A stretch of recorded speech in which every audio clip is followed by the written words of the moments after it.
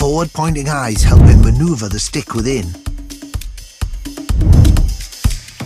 It helps that his bill is smaller than other crows and doesn't obstruct his vision.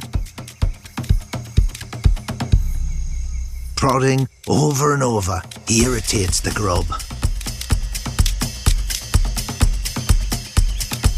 He can feel it biting back on the stick. He's snagged a big one. Like any angler knows, the proof of the catch is when you've reeled the fish in. There won't be any catch and release with this one,